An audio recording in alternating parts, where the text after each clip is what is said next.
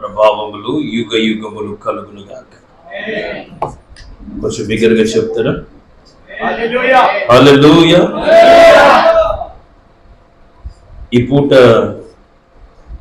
మీ మధ్యలో నేనుండటం దేవుడు నాకు ఇచ్చిన గొప్ప భాగ్యంగా నేను కూడా భావిస్తున్నాను. నాకు ఇటు ప్రేమపూర్వకమైన ఆహ్వానాన్ని అందించినటువంటి దైవజనుడు, ఆత్మీయులు, నేను ఇక్కడికి రావడానికి కారకులైన దైవజనుడు పాస్టర్ గారు ఇర్మియా గారికి, అమ్మగారికి, కుటుంబానికి నా హృదయపూర్వకమైన వందనాలు తెలియజేస్తున్నాను. మీ అందరికీ కూడా నా నిండు వందనాలండి. అందరికీ దేవుడు మిమ్మల్ని అందరినీ దీవించునుగా. ఈ పూట కొన్ని ప్రాముఖ్యమైన విషయాలు మీ ముందు ఉంచాలని కోరుకుంటున్నాను. కృప కలిగిన దేవుడే మనందరికీ సహాయం చేసి మనతో మాట్లాడునుగా. హల్లెలూయా. భక్తి జీవితంలో ప్రారంభంలో యేసయ్య అంటే ఎవరో మనకి తెలియదు, మందిరం అంటే ఏంటిదో తెలియదు, దేవుని ప్రేమ అంటే ఏంటిదో మనకి తెలియదు. ఏం తెలియని కాలంలో దేవుని ప్రేమను మనం గుర్తిరిగిన బిడ్డలాగా మార్చబడటానికి మన కోసం ప్రయాసపడి మనల్ని ప్రేమించి మన యొద్దకు దేవుడు దైవజనులను తోడుకొనొచ్చు. ఎన్నో భయంకరమైన బంధకాలు, ఇబ్బందికరమైన పరిస్థితుల మధ్యలో మన జీవితాలు కొనసాగించబడుతుంటే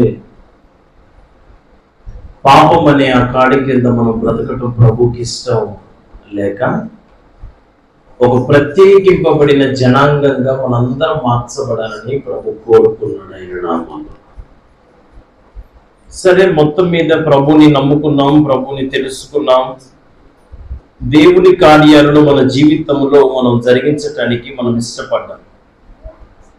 జరిగిన సంగతి ఏంటంటే, మన జీవితాల్లో ప్రభువుని ఎరిగిన మాట నిజమే, కానీ ఇప్పుడు పాట పాడటం వచ్చింది, ప్రార్థన చేయటం వచ్చింది, ఉపవాసం ఉండటం వచ్చింది, బైబిల్ చదవటం వచ్చింది. మీరు ప్రార్థన చేస్తే మీకు కూడా కళలు, దర్శనాలు కూడా వస్తాయి కదా. కొన్ని మీకు వస్తాయి కదా, వస్తున్నాయి. మరి ఎన్ని కలుగుతున్నాయి కనుక మరి ప్రారంభంలో ఒక అయ్యగారికి మనందరం భయపడ్డాం, అయ్యగారు చెప్పిన మాట విన్నాం. మరి ఇప్పుడు మనకి ప్రార్థన వచ్చింది, ఉపవాసం ఉండటం తెలిసింది, అన్నీ తెలిసినాయి కదా. ఇక మరి పాస్టర్ గారు అవసరమా? అయ్యగారు ఉండాలా? అప్పుడంటే రోగాలు, తిప్పలు, అప్పులు, బాధలు. అప్పుడంటే ప్రార్థన తెలియదు, మందిరం తెలియదు, దేవుని విలువ తెలియదు. ఇప్పుడు అంతో ఇంతో కొంతవరకు తెలిసింది కదా. మరి ఇప్పుడు పాస్టర్ గారితో పని ఏంది? ఇప్పుడు దైవజనుడు ఎందుకు ఉండాలా? మందిరం వార్షికోత్సవం అంటే ఈ మందిరం కాదు, మీరు ఆత్మ సంబంధమైన మందిరాలుగా కట్టబడాలని కోరుకుంటున్నారు.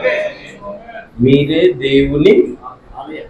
ఇప్పుడు ఆలయాన్ని మీరు దేవుని ఆలయముగా కట్టబడటానికి దేవుడు ఒక దైవజనుడిని ఏర్పాటు చేసుకున్నాడు మీకోసం. ఒక వ్యక్తి జీవితం కట్టబడటానికి ఒక దైవజనుడు ఉండాలి అనేది దేవుని ప్రణాళిక. దేవుడు తన చిత్తానుసారంగా, తన ఆలోచన ప్రకారంగా ఒక దైవజనుడిని నిలవబెట్టుకుని ఆ దైవజనుడి ద్వారా దేవుడు గొప్ప కార్యాలు చేయడం ప్రారంభిస్తారు. ఇప్పుడు నేనేమంటానంటే, రేపు ముందున్న రోజులల్లా ఈ కట్టబడినటువంటి మందిరాలను ఉంచొచ్చు, ఉంచకపోవచ్చు, ఉండొచ్చు, ఉండకపోవచ్చు. కానీ నీవే ఒక మందిరముగా కట్టబడితే, నువ్వు కదులుతున్న దేవుని మందిరముగా మార్చబడితే నీలో దేవుని మహిమను ప్రజలు చూడబోతున్నారని చెప్తాము కదా. సరే, ఇప్పుడు నేను చెప్పొచ్చే విషయం మీకు అన్నీ తెలిసిన మనకి, ప్రార్థన తెలియనప్పుడు దైవజనుడు, రోగం వచ్చినప్పుడు దైవజనుడు, అప్పులైనప్పుడు దైవజనుడు, ఇల్లు లేనప్పుడు దైవజనుడు, పెళ్లి కావటానికి దైవజనుడు, ఉద్యోగం కోసం దైవజనుడు, మంచికి చెడుకి అన్నిటికీ దైవజనుడు. మరి ఇప్పుడు అంతో ఇంతో కొంత అన్నిటి నుంచి బయటపడి ఎవరు శబ్దం ఫ్యానా? అంతో ఇంతో కొంత అన్నింటిలో నుంచి మనం బయటకు వచ్చినాం, బాగున్నాం కదా. మరి ఇప్పుడు పాస్టర్ గారు ఉండాలా? మరి మనకి ఉండాలా?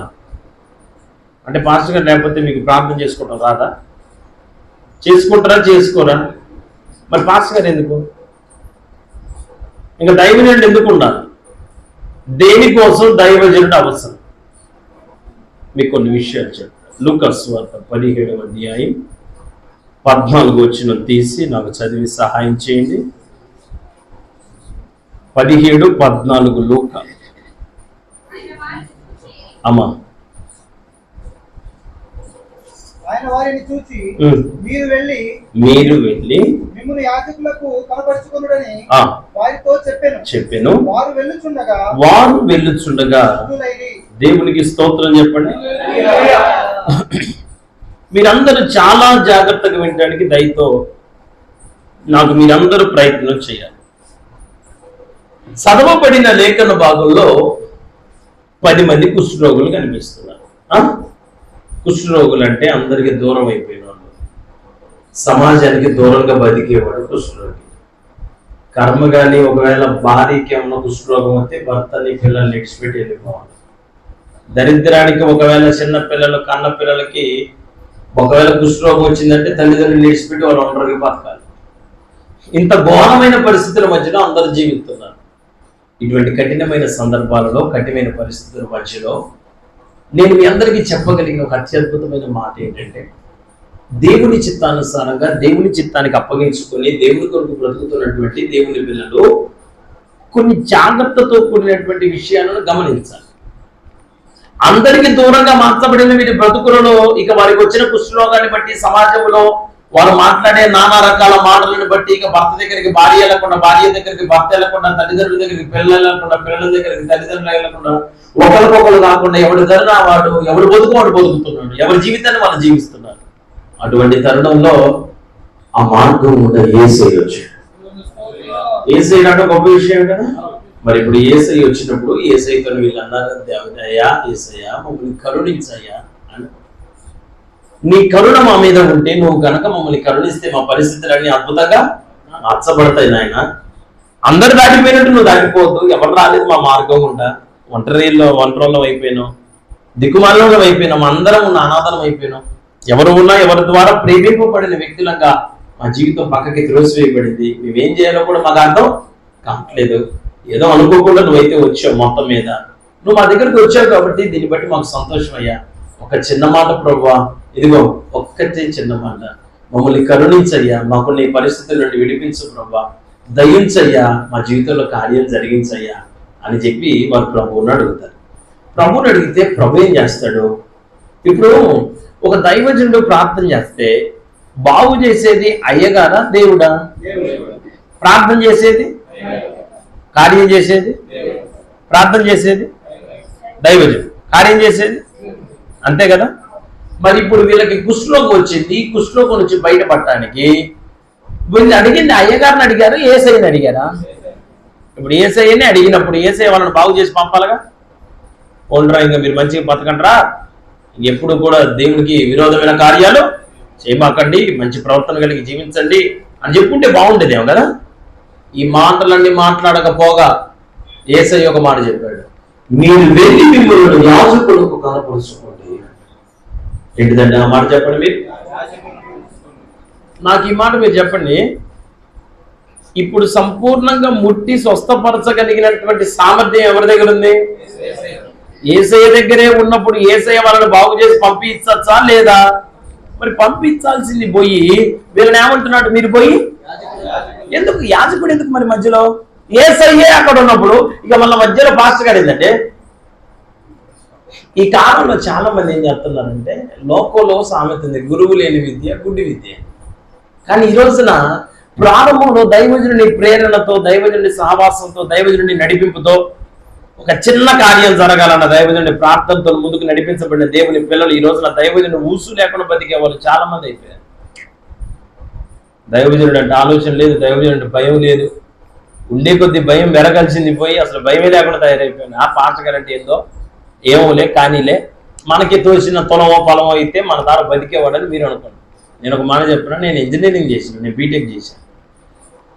నేను మంచిగా చదువుకున్నా, నేను మంచిగా అంతో ఇంతో ఏదో ఉద్యోగం చేసుకుని బతకాలనే బతుకుతాను. కాళ్ళు అవిటి చేతులు ఏం కాదు, పోలియో ఏం రాలేదు, నేను బాగానే నడుచుకుంటూ వచ్చాను రీసెంట్గా, నాకు ఇబ్బంది ఏం లేదు. మరి ఆ పని ఈ పని చేసుకుని నేను దేవుడి పని చేయటానికి వచ్చింది, నేను బతకటానికో బతుకు తెరువు కోసం నేను రాలా. బతుకు తెరువు కోసం నేను ఈ సేవలో నిలబడాల. ఒక దైవజనుడు ఎందుకు సేవకు వస్తాడో చెప్పనా? ప్రజల్ని బ్రతికించడానికి నడిపించబడిన వాడే దైవజనుడు. ప్రజలు బ్రతకాలని కోరుకున్నవాడు దైవజనుడు. మీరు మీ బాగోగులు మీ కుటుంబీకులు కోరుకుంటారో లేదో నాకు తెలియదు. మీరు మంచిగా ఉండాలన్న ఆలోచన మీ కుటుంబీకులకు ఉండొచ్చు, ఉండకపోవచ్చు, ఎక్కువ శాతం ఉండకపోవచ్చు. ఏదో అరకొరం, ఏదో నువ్వు బాగుండాలని అనుకునేది. కాకపోతే మాట వరుసకి మనతో పైకనే మాట, అందరు బాగుండాలి అందులో నేను ఉండాలంట. నువ్వు బాగుంటే రాత్రికి ఇంటి ముందు నిమ్మకాయలు కొబ్బరికాయలు వేసి చేతపడి చెబుతారు. ఏందనుకున్నారు? అన్నకి తెలియకుండా తమ్ముడికి తెలియకుండా అన్న చేతపడి చెప్పించుకుని నా చర్చికి వచ్చు. ఇద్దరికి నేనే ప్రార్థన చేశాను. శుద్ధీకరణ కూడికలలో భాగంగా ఇక బల్లకు ముందు శుద్ధీకరణ కూటాలలో వాక్యం విని పశ్చాత్తాపడి మొదట తమ్ముడు వచ్చిండు. అయ్యా, మీ దగ్గర నేను ఒక మర్మాన్ని దాచిపెట్టినా, నన్ను క్షమించండి అయ్యా. ఏంటిది, ఏమైందయ్యా? అదే మా అన్నకు ఆరోగ్యం బాగాలేక పిచ్చోడు అయిపోయాడు. అవును, అది మన దైవం లేదు ఊరి. అదే నువ్వేం చేసినావా పాపం? అంటే ఏమైనా తిట్టినవా, ఏమైనా గొడవ పెట్టుకున్నావా? ఆయన మెంటల్ టార్చర్ అంటే ఏమైనా చేతపడి చేయించింది. మీ అన్నమే చేతపడి చెప్పింది మాకు కూడా అనుకున్న కడుపులో బయటకు అనలేక. సరేలే నాన్న, అయితేలే ఇంకొంచెం దౌర్భాగ్యం పనులు చేయి, మాకు మంచిగా ఉండాలి అని. రోజులు గడిచిన తర్వాత 2-3 నెలల తర్వాత ఒకరోజు అన్న వాక్యం ద్వారా పట్టబడి ఆయన నా దగ్గరికి వచ్చి, అయ్యారు ఈరోజు వాక్యం నుంచి దేవుడు నాతో మాట్లాడినా, నన్ను క్షమించండి. ఏంటిది, ఏం చేస్తున్నాడు? అదే మా ఊడు తల మీద క్షౌరం వచ్చిన ఎవడన్నా కటింగ్ చేయడానికి అని చెప్పి కటింగ్ షాప్కి పోతే వాడి కళ్ళు మొత్తం పోతాయి. అట్లాంటి చేతపడి జుట్టంతా పిచ్చోడ్లాగా పెంచుకొని ఉంటాడు. అన్నం తింటాడు, మళ్ళీ ఇప్పుడే తింటా, ఇప్పుడు ఇందాక తింటాడు, మళ్ళీ ఇందాక నేను తినలేదు, మళ్ళీ ఇప్పుడే తినాలని మళ్ళీ ఇప్పుడు కూర్చోడు. మనిషిది ఇంత ఎడుపునైంది. ఆయన చేసిన చేతపడి అంటాడు. ఆరోగ్యం బాగలేక అస్సలు చాలా గుళ్ళ అయిపోయింది. దగ్గర 25 లక్షలు ఖర్చు పెట్టుకున్నాడు. ఆ పుణ్యవంత చేసింది ఎవరంటే వాళ్ళ అన్న. ఏం చేసినావంటే మా తమ్ముడికి నేనే చేతపడి చేయించాను. నువ్వు బాగుంటే ఈ లోకంలో నీ బాగుని ఎవరు కోరుకోరు తెలుసా? కానీ నీ పిల్లలకు ఉద్యోగం వస్తే ఆయన పిల్లలకు ఉద్యోగం వచ్చినట్టు, నువ్వు ఆరోగ్యంగా ఉంటే ఆయన ఆరోగ్యంగా ఉన్నట్టు, నువ్వు ఇల్లు కట్టుకుంటే ఆయన ఇల్లు కట్టుకున్నట్టు. మీ పిల్లలు ఎక్కడన్నా పని చేస్తుంటే మా అమ్మాయి అయినా మన పని చేసేదని మా అమ్మాయి అని చెప్పుకునేవాడు దైవజనుడు. ఎందుకంటే మీరు ఆశీర్వదించబడాలి అని కోరుకునే ఒకే ఒక్కడు దేవుడు మీకు అనుగ్రహించిన చెప్పండి.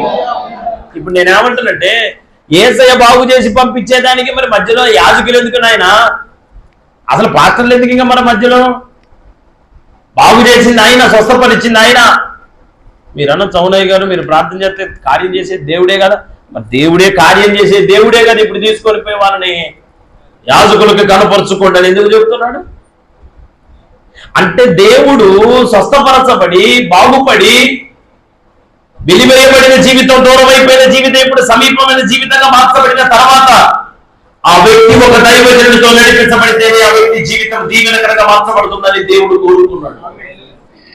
ఇప్పుడు ఇది దేవుడి ఉద్దేశం, నీ ఆలోచన కాదు, నా ఆలోచన కాదు. మరి ఇప్పుడు ఒక దైవజనుడు ఉండాలి అన్న ఆలోచనలో దేవుడు ఉంటే,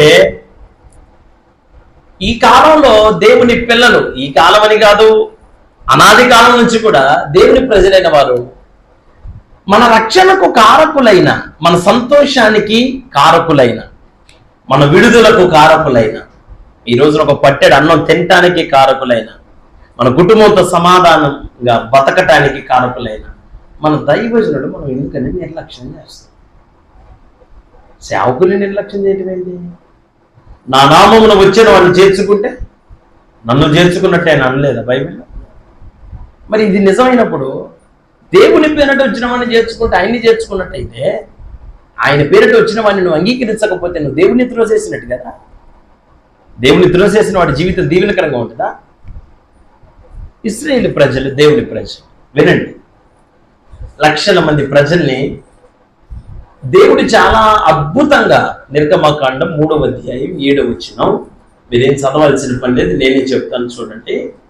నిశ్చయముగా నా ప్రజల బాధను నేను చూశాను, పనులలో వారిని కష్టపెట్టిన వారిని బట్టి వారు పెట్టిన మొరను నేను విన్నాను, వారి దుఃఖములు నాకు తెలిసే ఉన్నవి. నా వైపు చూడండి అందరూ. 1, నిశ్చయముగా నా ప్రజల బాధను నేను చూశాను.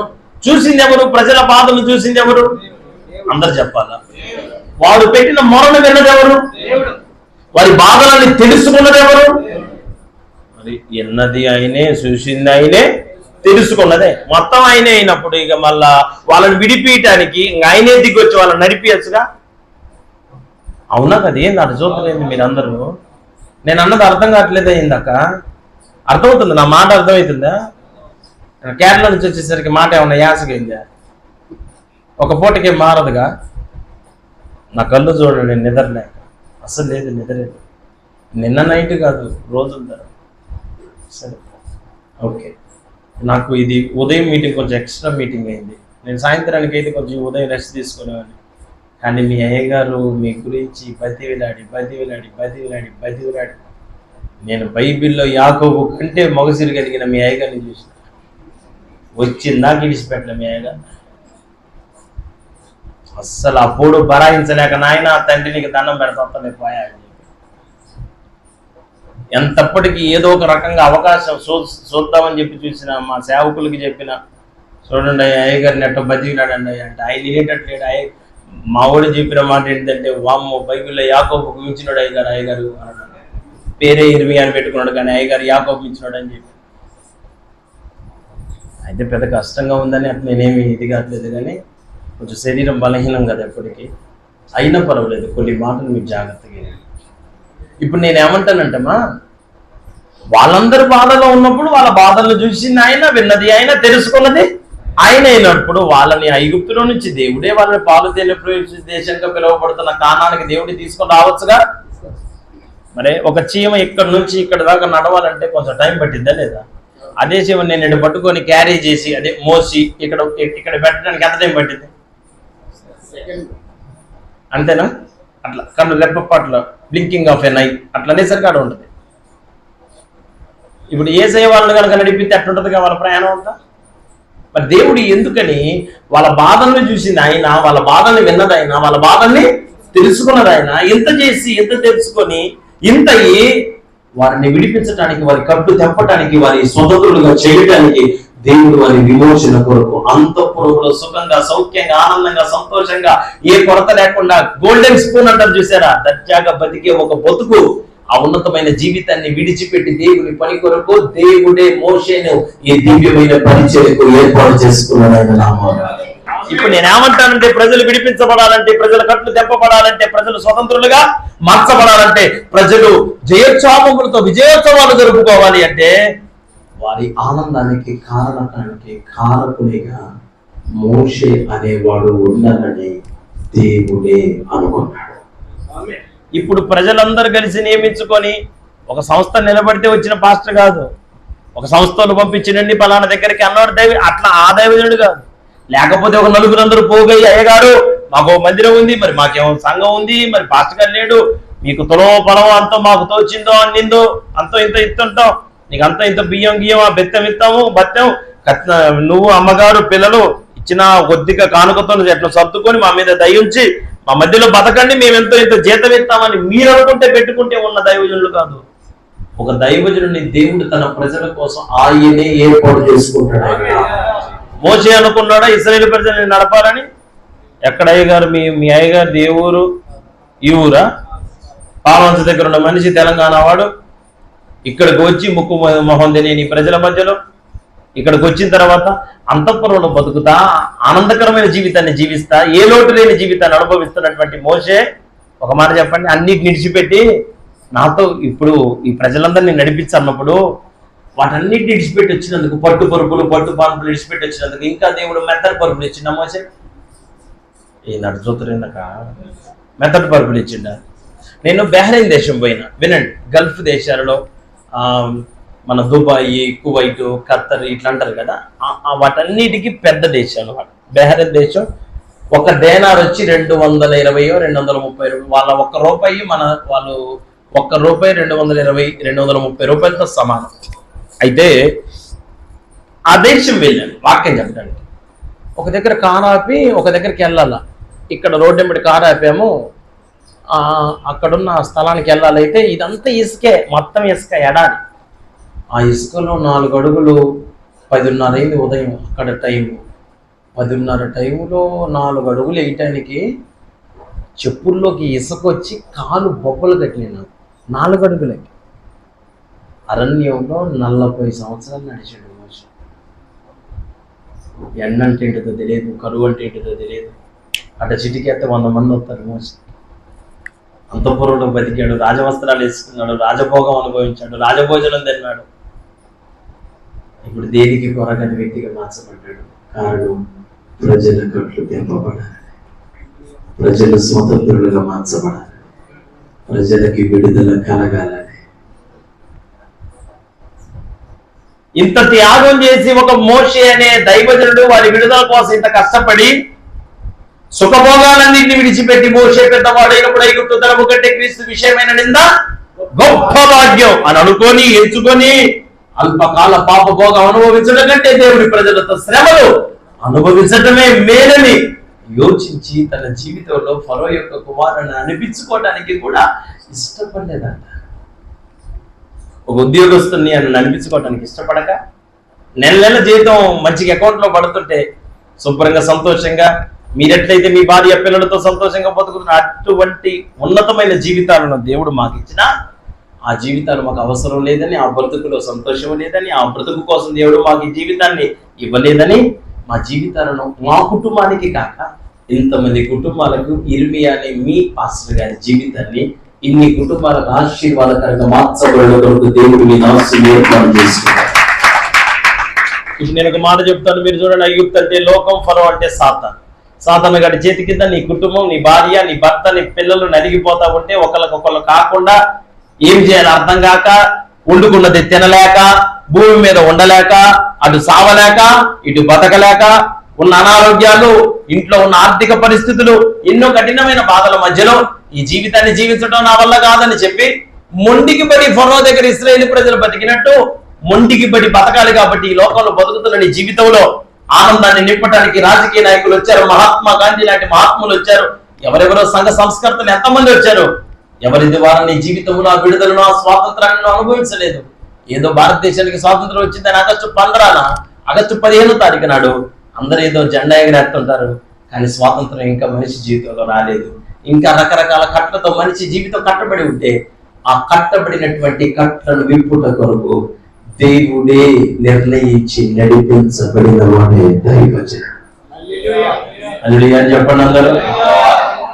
ఇప్పుడు వీళ్ళ విడుదల కోసం ఆయన చేసిన త్యాగం అయినప్పటికీ చూడండి, అంతఃపురంలో బతికినంత వరకు బాబు గారు బాబు గారు బాబు గారు బాబు గారు బాబు గారు బాబు గారు అన్నారు.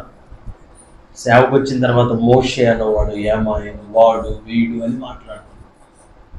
సేవకు రాకముందు గారు గీరు వీరు అన్నారు.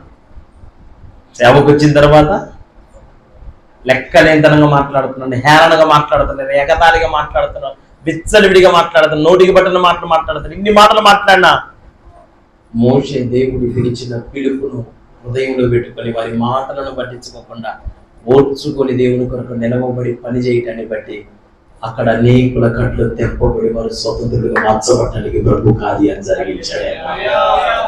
ఈరోజు నేనేమంటానంటే, ఇంత త్యాగం చేసి కుటుంబాన్ని విడిచిపెట్టి, బంధువులు విడిచిపెట్టి, రక్త సంబంధికులు విడిచిపెట్టి ఒక దైవజనుడు నీ కోసం వంటరోడయ్యి మీ అందరినీ తన కుటుంబంగా భావించుకొని, నా బంధువుల కంటే, నా ఊరు కంటే, నా ఆప్తుల కంటే, నన్ను ప్రేమించే వారి కంటే నాకు నా సంఘమే ముఖ్యం, నా సంఘ బిడ్డలే ముఖ్యం అని చెప్పి భోజనం చేస్తుంటే ఒక్కొక్కసారి నువ్వు ఫోన్ చేసినప్పుడు నా ఇంట్లో పరిస్థితి బాగాలేదు, నాకు నా భర్తకి సమస్య అయింది, ఇంట్లో కొంచెం చిన్న గొడవ అయింది, ఆయన నన్ను ఒక దెబ్బ కొట్టిండు, ఇంట్లో నా పిల్లల మాట వినట్లేదు, వాడు ఇప్పుడే అలిగి అటు పోయాడు, ఈ మాటలు చెప్పినప్పుడు భోజనం తినే టైంలో ఫోన్ చేస్తే తినే భోజనాన్ని కూడా పక్కకి నెట్టేసి చేతులు కడుక్కొని పోయి ప్రార్థన గదిలో మోకరించి కన్నీళ్లు గార్చేవాడు దైవజనుడు.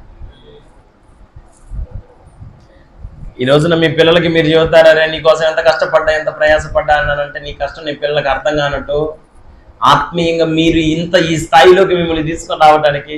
ఒకప్పుడు మనం ఉన్న ఇల్లు ఏంటిది, మనం తిన్న తిన్నేంటిది, మనం బతికిన బతికేంటిది, ఒకవేళ ఇల్లు వాకిలి ఆస్తులు పాస్తులు ఉండొచ్చేమో, కానీ ఆ రోజున నీకు అసలు బతుకులో జీవితంలో బతకాలన్న ఆలోచన నీకు లేదు కదా. ఎందుకు ఈ బతుకుతున్నాను అన్న నిరాశలో నీ జీవితం మిగిలిపోయిన మాట నిజం కాదా? అటువంటి కఠినమైన పరిస్థితుల్లో ఈ రోజున నీ దేవుడు నీకు అనారోగ్యం అనే కట్లు విప్పటానికి మీ అయ్యగారు ప్రార్థన చేస్తే ఎంతమందికి ఉన్న అనారోగ్యాలని దేవుడు విడుదల కలగజేయలేదు, ఎంతమంది సమస్యల నుంచి దేవుడు విడుదల కలగజేయలేదు, ఎన్ని చీకటి శక్తుల నుంచి దేవుడు అంధకార సంబంధమైన కట్లను దేవుడు తెంపలేదు. మీ అయ్యగారి ప్రార్థన ద్వారా దేవుడు మా అయ్యగారి ప్రార్థన ద్వారా అద్భుతాలు చేశాడు అన్న వాళ్ళు 2 చేతులు పైకెత్తి బిగ్గరగా హల్లెలూయా చెప్పండి. నిజంగానేనా? మరి ఇంత మీకు దేవుడు ఒక మంచి దైవజనుడు దేవుడు మీకు ఇచ్చినప్పుడు ఆ దైవజనుడు మీకు ఉండాలి అన్న ఆలోచన, ఆ దైవజనుడు ఉండాలి అంటే ఆ దైవజనుడితో మీరు జాగ్రత్తగా ప్రవర్తించాలన్న జ్ఞానం ఈ రోజున దేవుని పిల్లలుగా మీకుందా? విడుదల పొందేంత వరకు సేవకుని మాట విన్నారు, ఐగుప్తులో నుంచి బయటకు వచ్చేంత వరకు దైవజనుడిని దేవుడిలాగా పిలిచారు. ఐగుప్తులో నుంచి బయటకు వచ్చిన తర్వాత రోజులు గడిచినాక వాళ్ళకి నచ్చినట్టు ప్రవర్తిస్తున్నారు. ఒక దినాన గుండెలు పగిలిపోయి ఒక మాట మాట్లాడతారు. సంఖ్యాకాండం పరిశుద్ధ గ్రంథాలు కలిగిన వారందరూ తీసి 16వ అధ్యాయం 3వ వచనం నాకు కొంచెం చదివి సహాయం చేయండి. సంఖ్య 16:3. పోగుపడి అమ్మో ఈ సర్వ సమాజములోని ప్రతి వాడును యెహోవా వారి మధ్యనున్నాడు, యెహోవా సంఘము మీద మిమ్మును మీరేలా హెచ్చించుకొనిచున్నారనగా. హల్లెలూయా చెప్పండి అందరూ బిగ్గరగా. హల్లెలూయా. నా వైపు చూడండి, అందరూ చూడాలి. అమ్మ ఇంకా కొంతమంది సర్దుతూనే ఉన్నారు. ఎప్పుడో 11ంటికి ఇచ్చారు నాకు, ఇప్పుడు 40 నిమిషాలు అయింది. ఇంకా కొంతమంది ఇంకా నా సొయ్యిలోకి రావట్లా, కొంచెం నన్ను పట్టించుకోవాలా. హల్లెలూయా చెప్పండి అందరూ. నేనేమంటున్నానంటే ఇప్పుడు వీళ్ళందరి కోసం ఇంత కష్టపడి ఇంత ప్రయాసపడి దేవుడు పని చేశాడు కదా.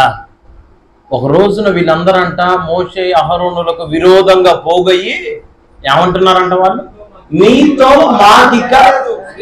అమ్మో ఎంత మాట, అదేం మాట అండి అసలు. మీ పిల్లలు మిమ్మల్ని పట్టుకొని ఈ మాట మాట్లాడితే మీరు తట్టుకుంటారా? పర్వాలేదా?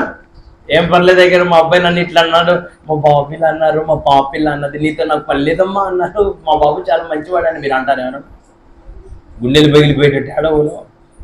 వాడి కోసం నేను గంజి తాగి నువ్వు గడక తిన్నాను, వస్తులే ఉండను, వాళ్ళ నాన్న సరిగ్గా పట్టించుకోకపోయినా అత్తమామల దగ్గర నేను నిందలు నిన్న అవమానాలు అనుభవించిన, ఒంటరిదానిగా నిలవబడి నా పిల్లల్ని చూసుకుని, నా పిల్లలు ఉంటే సారని, వాళ్ళు బాగుపడితే చాలు, వాళ్ళ ఆశీర్వాదకరంగా ఉంటే సారని చెప్పి వాళ్ళ క్షేమాన్ని చూసి నా సుఖాలు నేను పక్కన పెట్టి, నా సంతోషాన్ని ఆనందాన్ని పక్కన పెట్టి, నాకు కొంచెం కోపం ఉన్నా సంసారం ఆగమైపోయిందని నేను ఆలోచన చేసి నేను ఇంత ఓపిక పడితే ఈరోజు నేను ఇంత కష్టపడి పెంచిన నా పిల్లలు నన్ను పట్టుకొని నీతో నాకు పని లేదంటున్నారంటే ఆ తల్లి గుండె ఎట్లుండాలా? ఈ రోజున మీ ఆశీర్వాదానికి కారకుడైన ఒక దైవజనుడు మీకు ఉద్యోగం రావాలంటే, మీ కడుపు దెబ్బపడాలంటే, మీరు ఆశీర్వాదకరంగా బ్రతకాలంటే మీకోసం ఎన్ని పస్తులుంటే, ఎన్ని రాత్రులు ఉపవాసాలు ఉంటే, ఒక్క రోజులో ఈ మందిరం కట్టారా? ఒక్క రోజులోనే మీరందరూ రక్షించబడ్డారా? ఒక్క పూటకే ఇక్కడ ఈ సేవ నిలబడిందా? సేవ జరగడానికి ఒక సేవకుడు సేవకురాలు చిన్న చిన్న పిల్లల్ని వేసుకొని ఊరి బయట దిక్కు మొక్కు లేక ఊరుగానే ఊరు వచ్చి బతకడం అంటే ఒక చిన్న సంగతి అనుకున్నారా మీరు? ఏదో ఒక ఊరు పట్టుకొని పోయి ఏదో ఒక పని చేసుకొని బతకడం వేరు, ఏదో ఒక ఊరు దేవుడు చూపించి ప్రేరేపించి నడిపించినటువంటి ఊరికి పోయి విశ్వాసం మీద ఆధారపడి బతకటం వేరు. పనికి పోతే ఒక పైస వస్తుంది, సేవ ప్రారంభించగానే ఒక పైస ఏమి రాదు. సేవ ప్రారంభించిన దగ్గర నుంచి నిందలు వస్తాయి, అవమానాలు వస్తాయి, ఒంటరితనం వస్తుంది, ఆర్థిక పరిస్థితులు అడ్డొస్తాయి. తెలుసా మీకు ఎంత కఠినమైన పరిస్థితులు అనుభవించాలా? 92వ సంవత్సరంలో మా నాన్నగారిది మనుగురు, ఉద్యోగం విశాఖపట్నం స్టీల్ ప్లాంట్, సేవేమో మార్చర్ల దర్శనం.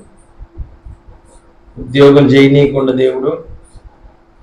దేవుడు ముఖాముఖిగా మాట్లాడితే మా నాన్నగారు సర్టిఫికెట్ అని ముక్కలు చెప్పుకొని మార్చవచ్చు. దిక్కు మొక్కు లేని ఒంటరి బతుకు. నేను సింగపూర్ పైన ఈ మాట చెప్పే మీకు కూడా చెబుతాను. నేను మా నాన్న సొక్కా చినిగిపోతే సంఖలో కుట్టుకోవడానికి సూది దారం లేక పులికోస కట్టుకొని మా నాన్న సేవ చేసాం.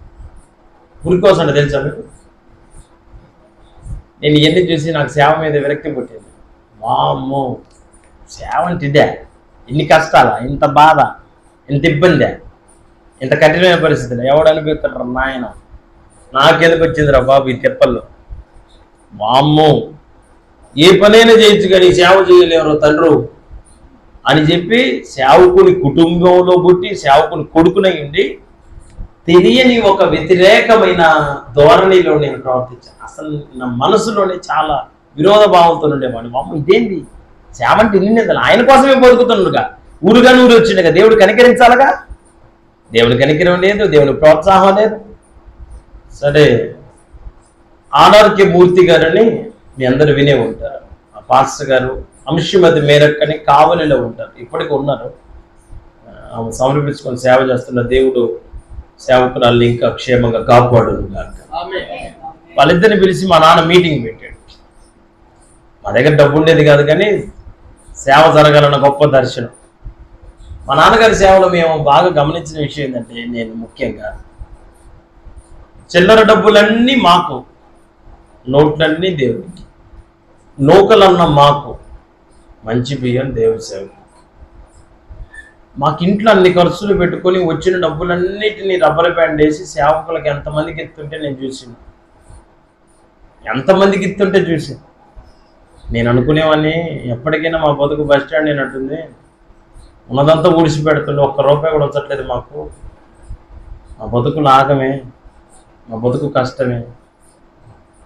చిన్న మాట ప్రార్థన చేస్తే, ఇందాకనే చిన్న మాట ప్రార్థన రైల్వే స్టేషన్లో ఒక ఆయనకి ప్రార్థన చేతికి ఆయన ఇచ్చిన కానుక ఇందాకనే అట్ట దిగిన ఉదయం పూట. ఈరోజు నాకు డబ్బు అంటే లెక్క లేకుండా దేవుడు నన్ను ఆశీర్వదించాడు. ఆయన నాటిన విత్తనాన్ని ఈరోజు నాకు వృక్షంగా దేవుడు మార్చి ఆ వృక్షం కింద బ్రతికేటట్టు దేవుడు నన్ను వర్తిన చేశాడు. ఆయన మనుషులు మర్చిపోతారు కానీ దేవుడు మర్చిపోడు. మనము చేసిన దానిని మరచుటకు దేవుడు అన్యాయస్తుడు అస్సలు కాడు. మనుషులకి ఖచ్చితంగా అన్యాయం చేయటం చాలా తేలిక, దేవునికి న్యాయం చేయటమే ఆయనకు అలవాటు. దేవునికి స్తోత్రం అని చెప్పండి అందరూ. సరే, మొత్తం మీద మీటింగ్ చాలా మంచిగా జరిగింది. అక్క అంశమతి మీరక్క అత్యున్నత సింహాసనముపై ఆసీనుడవైన నా దేవా, అత్యంత ప్రేమా స్వరూపివి నీవే,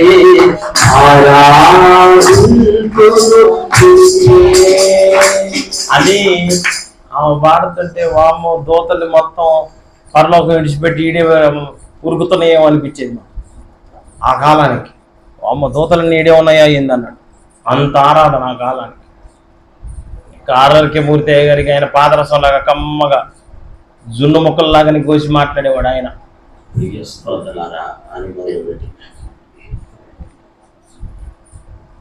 చాలా అద్భుతంగా మీటింగ్ జరిగింది.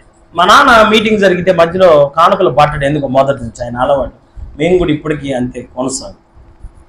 ఇక చివరిలో ప్రార్థన చేస్తాం కదా అందరికీ, స్వస్థత ప్రార్థన. ఆ టైంలో వచ్చిన కానుకే కానుక. చివరిలో ప్రార్థన చేద్దాం అన్న టైంకి అప్పటిదాకా మీటింగ్ మంచిగా జరిగింది, చివరి ప్రార్థన చేద్దాం అనే టైంకి భయంకరమైన గాలి. మామూలుగా వాతావరణం ఉంటేనే మీరు ఉండటం అంతంత మాత్రమే, గాలి దుమారం అయితే మీరే ఆడ ఉండాలి. రాకముందు అందరూ ఎత్తపడ్డారు, ఒక్కళ్ళు లేరు గ్రౌండ్లో. ఎవరి దాన్ని పోగానే మైకులు కిరాయికి తెచ్చుకుంటే ఆ మైకులు నేను అడుగుతున్నా మా నాన్నే, పాస్టర్ గారు పోయినసారి కూడా పావలా ఇయ్యాలా ఏందయ్య గారు, మరి ఇప్పుడు పేమెంట్ ఏంది అంటున్నా ఆయన. కొన్ని వేల రూపాయలు మంచి జీవితాన్ని విడిచిపెట్టి మా నాన్న సేవకు వచ్చి పావల కోసం మా నాన్న ఆయనకి చేతులు కట్టుకొని సమాధానం చెప్పాడు. దేవుడు తన ప్రజలకు విడుదల కలగజేయటానికి ఒక సేవకుని నలగొట్టిన తీరు. పావల కోసం మా నాన్న చెప్పిన సమాధానం ఏందో చెప్పనా, దేవుడు పిలిచిండు, ఎప్పటికైనా కానీ నీ పావల ఇవ్వకుండా నేను ఆడికి పోను, దేవుడు నన్ను పిలిచిండు. అయ్యా, ఈ మార్చలు అవసరమైతే ఇక్కడ చచ్చిపోవటమే కానీ మాసని విడిచిపెట్ట ఉండదయ్యా, మాత్రం ఇబ్బంది పడ, మాకు ధైర్యంగా ఉండని. సరే, మొత్తం మీద ఆర్ఆర్కే మూర్తయ్య గారు అమ్మగారు పాస్టమ్ గారు కూడా వచ్చారు. అమ్మగారు అమిషమతి మేరక్క, వాళ్ళు ముగ్గురు, మేము మా కుటుంబం అందరం కలిసి మేము బెంచ్ కారులో ఇప్పుడు మందిరం దగ్గర పోవాలి. బెంచ్ కారు అంటే ఏంటిది? 3 చక్రాల రిక్షా. ఆ కాలానికి అదే కారు. ఇక ఆ రిక్షా బండిలో ఆర్ఆర్కే మూర్తయ్య గారి భార్యని వెనకాల కూర్చోబెడితే ఆమె కొంచెం లావుగా ఉంటుంది. అమ్మగారు అయ్యగారు సన్నగా ఉంటుంది. చక్రం ముందు చక్రం పైకి లేచి చూడండి ఆ కాలంలో సేవకుల కష్టాలు పాపం. అప్పుడు బేబీయో ఏదో ఆయన ముద్దుగా అమ్మగారిని ఏదని నీవు ఆ స్థానంలో ఆ సీట్లో కూర్చోటానికి నువ్వు అర్హురాలు కాదు, అది కాదు నీ సీట్ అని చిన్నపిల్లలాగా బాసిపెట్టి లేచి లోపలికి నెట్టి మధ్యలో ఆమెను కూర్చోబెడితే డ్రైవర్ వెనకాల ఇటువైపు ఏమో ఆర్ఆర్కే మూర్తయ్య, ఇటువైపు అంశమతి మేరక్క, వెనకాల మా మూట మొత్తం అందరినీ కూర్చోబెట్టి ఆ నుంచి గ్రౌండ్ దగ్గర నుంచి మా మందిరం ఊరి బయట ఉన్న మా గుడిసె దాకా ఆ రిక్షా ఎట్ట లాక్కొచ్చిండో మరి ఆయన ఏం తింటే లాగిండో అంత పొలం. ఇప్పుడు కనిపిస్తే దండం పెడదామంటే ఎంతవరకు అని రావట్లేదు. మరి మేము ఎట్ట కూర్చున్నాం, అంతమంది ఒక్కరిని లాగించుకొని ఎట్ట కూర్చున్నాం నాకు తెలియలేదు. మేమందరం కూర్చుంటే ఆయన లాకపోయా. మా నాన్న ముందే చెప్పాడు, అయ్యగారు మరి ఒకటే గుడిసె, ఆ గుడిసెలోనే సేవ, ఒక పక్కన తపేరాలు గిన్నెలు పెట్టుకుని ఇంకో పక్కన సేవ చేసుకుంటున్నాయా, ఇక అదే నా బతుకు అని చెప్పి. ఏం కాదయ్యా, దేవుడు నిన్ను ఆశీర్వదిస్తాడు, పర్వాలేదు. నేను ఆడిగిపోయేసరికి గుడిసెలేదు. మూర్తయ్య గారు అడుగుతాడు, మాస్టర్ గారు గుడిసేది మా నాన్నయ్య మీటింగ్కి వచ్చే అంతవరకు ఉంది అది ఇప్పుడే నేను వచ్చే టయానికి అది అలిగేటో పోయింది. అది ఇక ఆ గాలి దుమారానికి అది లేచిపోయిందయ్యా. ఎందుకంటే అది మేడ్ ఆఫ్ మా నాన్నే, ఆయనే కట్టిండు స్వాస్థాలతో. ఎందుకంటే ఇప్పుడు మరి వేరే వాడు కట్టాలంటే పైసలు ఇవ్వాల, యాడికి డబ్బులు, ఆ పావలు ఇవ్వాలంటే డబ్బులు లేవుగా. యాడో ఎవరో ఇప్పేస్తే ఆ టాటా యాపలు తీసుకొని వచ్చి మాకు కప్పేసి ఇప్పుడు మొత్తం కప్పు లేసి అవతల పడి ఆ నిట్టాట్లే మధ్యలో 3 నిలబడి ఉంటే అటు ఇటు కానీ స్టూళ్ళు, చెక్క స్టూళ్ళు, వాళ్ళకి 3 స్టూళ్ళు వేస్తే వాళ్ళు కూర్చొని మాట్లాడుకుంటుంటే వాళ్ళకి ఇప్పుడు భోజనం పెడతామని లోపలికి పోయి చూస్తే వండిన భోజనం అంతా శుభ్రంగా కడిగే పని లేకుండా కుక్కలు శుభ్రంగా తిని నాకు పెట్టిన గిన్నె. అన్ని ఆఫర్లే, డిమార్ట్లో వాడికంటే ఎక్కువ ఆఫర్లు ఇచ్చింది సేవల దేవుడు మాకు. ప్రతి నిమిషం బంపర్ ఆఫరే, ఏ నిమిషంలో ఏం జరిగిందో కూడా తెలియదు. సేవలు అన్ని గుండె దడేలు మనే కార్యాలు. వాళ్ళేమో భోజనం అనుకున్నారు, ఏడేమో గిన్నెలు శుభ్రంగా నాకిపెట్టే కుక్కలు. ఏం చేయాలి? ఆ రోజు మా నాన్న ఏడిచిన ఏడుపు ప్రపంచానికి ఎవరు ఏడవలేమో అంత ఏడ్చు. ఎందుకంటే మా నాన్న ఒక దైవజనుడి ఇంటికి వస్తే ఆ దైవజనుడు చాలా సమృద్ధిగా పంపాలా, అప్పుడే మనకు ఆశీర్వాదం అని నమ్మి ఒక మంచి సిద్ధాంతం కలిగిన సేవకుడు మా నాన్న. అట్లాంటిది అంటే ఇప్పుడు ఏం చేయాలా? ఈలో ఇంకొక ఆమె ఒక బెంచ్ కార్ వేసుకొని వచ్చింది, అదే రిక్షా బండి. ఆమె 2 క్యారేజీలు పట్టుకొని వచ్చింది. అయ్య గారు మీరు నిన్ను పెట్టద్దు, నేను నిన్ను పెట్టను అంటున్నావు.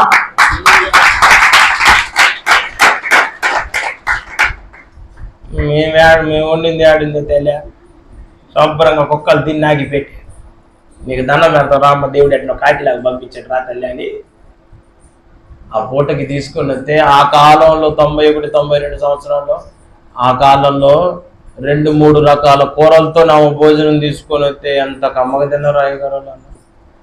వాళ్ళు తింటామేమో, మేము కూడా మామూలుగా తిన్నాం. ఆ పూట ఎంత సమృద్ధిగా తిన్నాం భోజనం. ప్రతి నిమిషం మా అవసరాలను దేవుడు అట్లా సేవలు ఇచ్చి మా సేవను నిలబెట్టాడు. సేవ ఒక పూటకి జరగదు, ఒక్క పూటకి ఇరిమియా గారి వెనకట్ట రాగానే హల్లెలూయా అనకంటే భూమి కలుగును కాక అంటే ఆయన ఏమన్నా యేసుప్రభు అనుకున్నారా? 1 నిమిషంలో సేవ అయ్యిద్ది అనుకున్నారా? ఒక విశ్వాసపోతే ఎంత ఏడ్చుంటాడు? ఇంతమంది కుటుంబాల కోసం గుండెల మీద ఎంత బరువు ఉంటుంది ఆయనకి. ఇవన్నీ అనుభవం ఉంటేనే తప్ప సూక్తి అర్థం కాదు. ఏదో 4 పాయింట్లు బైబిల్ కాలేజీలో పోయి నేర్చుకొని వస్తే ఏమొచ్చింది? ఫీల్డ్లోకి వస్తే తెలిసేది. పొలంలో పనిచేసినోడు నువ్వు పుస్తకాలు చదువుకున్నాడికి ఎట్టుండదండి? పుస్తకం చదువుకొని ఏమంటాడు? పొలమునకు వెళ్ళాలి, మొదటిగా పొలమును దున్నాలి, దున్నిన తర్వాత ఎరువులు వేయవలను, ఎరువులు వేసిన తర్వాత నాటవలను, పీకవలను, అది ఇది చేయవలను. చదవడానికి ఎంత తేలిగ్గుంది? ఒక్కొక్కటి పట్టుకొని పీకుతుంటే చేతులని మొత్తం. అది సేవ. జ్యోతిరాజ్ పాస్టర్ గారు నన్ను మాట్లాడితే మమ్మ ఏందయ్య గారు యాడ్ నుంచి తీసుకొని వస్తాను ఏంట, నువ్వు ఏ వాక్యం చెప్పినా కానీ ఈడ్చి తిన్నట్టే ఉంది ప్రతి మాట, ఏంది ఎంత లోపలికి తీసుకుపోయి మాట్లాడుతున్నావు, ఎక్కడిది పాయింట్ అన్న. నేనన్నా పాటలలో వచ్చిన పాయింట్లు అని చెప్పి అవన్నీ పడి నేనేమంటానంటే ఇన్నిటిని ఇడిచిపెట్టి అందరిని కాదనుకుని ఎన్నో నిందలు అనుభవించి ఎన్నో అవమానాలు అనుభవించి ఇంత తిప్పలు పడితే ఈ రోజున పిల్లలు ఒక స్థాయిలోకి వచ్చినట్టు, ఈ రోజున విశ్వాసాలు ఆశీర్వదించబడితే ఈ రోజున విశ్వాసాల కంటికి దైవజనుడు కనిపిస్తున్నాడా? ఏమంటున్నారు వాళ్ళు? మీతో మాకిక ఒక దైవజనుడితో పని లేదండి. దైవజనుడితో ఎప్పటి వరకు పని? పిల్లలు పుట్టేంత వరకు పనే, పెళ్ళి అయ్యేంత వరకు పనే, ఉద్యోగం వచ్చేంత వరకు పనే, ఇల్లు కట్టుకునేంత వరకు పనే, ఒక అవసరం తీరే వరకు పనే, ఒక అప్పు తీరే వరకు పనే. ఎప్పటి వరకు పని దైవజనుడితో? గొంతులో ప్రాణం ఉన్నంత వరకు, ఆయన రాకడలో ఎత్తబడేంత వరకు దేవుడు మనకిచ్చిన దైవజనుడితో నడిపించబడే కృపను దేవుడు మనందరికి ఇచ్చినగా. హల్లెలూయా చెప్పండి అందరూ బిగ్గరగా. నా ప్రియమైన దేవుని పిల్లలారా, మీ అందరికీ నేను చెప్పగలిగిన అద్భుతమైన మాట, నా జీవిత కాలంలో నేను దేవుని మాటకు లోబడి అన్నిటిని విడిచిపెట్టి దివ్యమైన సేవకు నేనొస్తే నన్ను దేవుడు, మా నాన్నగారు ఎవరో ప్రపంచానికి తెలియదు, మా నాన్న ఎవరో ఇంతవరకు ఎవరు చూడలేదు. ఈ రోజున నేను సేవకు వచ్చిన తర్వాత మా నాన్న ఎవరని నన్ను అడగటం మొదలుపెట్టారు. మా నాన్నకి నేను అడ్రస్ చూపించినంత ఉన్నతమైన ఆశీర్వాదకరమైన కుమారునిగా ఈరోజు నన్ను దేవుడు ఆశీర్వదించాడు. దానికి కారణం నేను చాలా గొప్ప, నీ పోటు కానీ పెద్ద యుగ పురుషుడు ఇక అంత సోది ఏమి లేదాడ, అదేం కాదు. నేను చెప్పగలిగిన ఒకటే మాట ఏంటంటే, అది నన్ను మేము కృప పొందుకోవడం కోసం దేవుని పిలుపులో లోపడడం, ప్రజలు బతకాలను కోరుకున్నాం, ఉన్నతమైన స్థితి స్థానాలు విడిచిపెట్టినాం, దేవుని ప్రజల కోసం ప్రయాసపడడానికి వచ్చి నిలబడినందుకు దేవుడు మా కష్టాన్ని, మా ప్రయాసాన్ని, మా త్యాగాన్ని, మా హృదయంలో ఉన్న ఆ మంచి మనసును గుర్తెరిగిన దేవుడు ఈ రోజున ప్రజలకే కాదు ప్రపంచానికే దేవుడు దేవుడికరంగా మార్చాడు. ఆయన దేవుడికి స్తోత్రం చెబుదాం అందరం. ఈరోజు రాత్రి నేను దామచర్ల దగ్గర చూసుకొని రేపు ఉదయం జడ్చర్ల అవతల వనపర్తిలో ఉన్నాను. వనపర్తి అంటే అక్కడ నుంచి నాకు దగ్గర 320 కిలోమీటర్లు అవుతుంది. అది చూసుకొని మళ్ళీ గుడ్ ఫ్రైడే ఆరాధనలకు మార్చలు రావాలి, అది చూసుకొని శనివారం మళ్ళీ చెన్నై వెళ్ళాలి, ఆదివారం నాడు మళ్ళా ఇక్కడ నేను హోసన్న రాజు పాస్టర్ ఉద్దరాయలపాలి ఇక్కడ రేపు. ఈ వరుసగా ఈ ప్రయాణం నేను చాలా పెద్ద ఉన్నతమైన అది నేను అట్లా చెప్పట్లే, నా గొప్పతనం కోసం కాదు నేను అంటాను. నేనేమంటానంటే, ఒక దైవజనుడు ఎంతో త్యాగం చేస్తే దేవుడు ఆ దైవజనుడు ఆశీర్వదిస్తాడు. కానీ ఒక దైవజనుడు ఎంతో నలిగిపోతే ఆ సంఘాన్ని దేవుడు అంత ఆశీర్వాదంగా. ఇప్పుడు దైవజనుడి ప్రయాసం మనకి తెలియాలా లేదా, ఉండాలా కాదా? మరి వీళ్ళు ఏమంటున్నారు, ఎందుకు ఉండాలో నేను కొన్ని విషయాలు చెప్పి నా మాటలు ముగిస్తాను. నాకు ఇంకా కొంచెం ముందిచ్చుంటే బాగుండేది, నాకు చాలా పనులు ఉన్నాయి. లూకాసు వార్త 10వ అధ్యాయం 30వ వచనం చదువుతారా? నాకు త్వరగా చదవండి. నాకేం కడుపులో చాలా విషయాలు చెప్పాలని ఉంటుంది.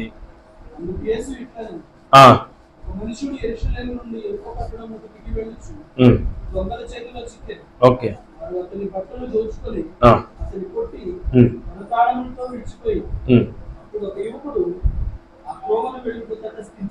ముప్పై 35 చదువునా?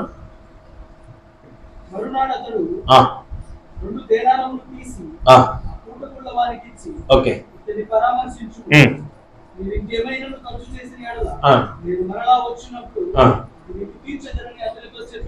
అల్లుడు చెప్పండి అందరు గట్టిగా. చదవబడిన లేఖన భాగంలో మీ అందరికి తెలిసిన భాగమే కదా. ఇక్కడ మనకు ఒక వ్యక్తి కనిపిస్తున్నాడు. ఆ వ్యక్తి ఎక్కడి నుంచి ఎక్కడికి వెళ్తున్నాడు? యెరూషలేము నుంచి ఉన్నతమైన అనుభవం నుంచి దిగజారిపోయిన అనుభవంలోకి వెళ్తున్నాడు. ఎప్పుడైతే ఒక వ్యక్తి దిగజారిపోతాడో, ఆత్మీయంగా తొట్టిల్లిపోతాడో, ఆత్మీయంగా దేవునిలో ముందుకు నడిపించబడటం మానేస్తాడో, తొట్టిల్లిపోయిన వ్యక్తిని సాతానుగాడు శోధించడానికి వాడు బైబిల్లో రాయబడిన మాట, వాడు దొంగయు దోచుకుని వాడై ఉన్నాడు. ఆ దొంగ ఎవరు? మన విరోధి అయిన అపవాది సాతానుగాడు. ఇప్పుడు ఎప్పుడైతే ఆత్మీయంగా నువ్వు దిగజారిపోతావు, ఎవరి చేతికి చిక్కుతావు? దొంగ చేతికే చిక్కుతావు, సాతానుగాడి చేతికి. వీడు కూడా ఎవరి చేతికి చిక్కాడు? ఆ దొంగల చేతికి చిక్కాడు. దొంగల చేతికి చిక్కితే వాడేం చేశాడు? కోరప్రాడు సావనీయలేదు, ఇటు బతకనీయకుండా కొట్టాడు. కొర ప్రాంతంలో వాడు విడిచిపెట్టబడ్డాడు. ఇటువంటి కఠినమైన పరిస్థితుల మధ్యలో వాడి జీవితాన్ని ఉద్ధరించడానికి, వాడి జీవితాన్ని ఆశీర్వదించడానికి అందరూ దాటిపోయినా మంచి సప్రయుడిగా యేసు అయ్యే వాడి దగ్గరికి వెళ్ళి వాడి గాయములను కట్టాడు. బాగుంది కదా. ఇప్పుడు నా వైపు చూడండి అందరూ.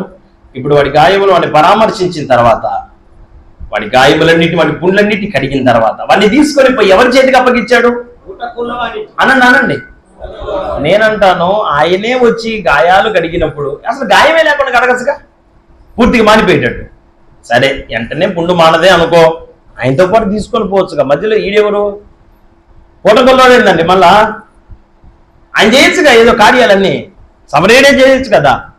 ఎప్పుడు పూటకొల్లోడు కాదు కదా పోయింది వాడి దగ్గరికి, గాయాలతో ఉన్నోడి దగ్గరికి పోయింది. పూటకొల్లోడు పోయాడా, మంచి సమరేడు పోయాడా? మంచి సమరేడని యేసయ్యే కదా. మన బాధల్లో, కష్టాల్లో, నిందల్లో, అవమానాల్లో ఉంటే ఆయనే మన దగ్గరికి ఎవరినో ఒకరిని తీసుకొని వచ్చి మనల్ని ఆయన సన్నిధికి నడిపించుకున్న మాట నిజం కదా. ఇప్పుడు ఆయనే మన జీవితాల కార్యాలు జరిగించినప్పుడు ఇప్పుడు మధ్యలో పూటకున్నవాడు అంటే ప్రతి పూట దేవుని మీద ఆధారపడి బతికేవాడు, ప్రతి దానికి దేవుని వైపు చూసేవాడు, దేవుని చిత్తానికి అప్పగించుకునేవాడు.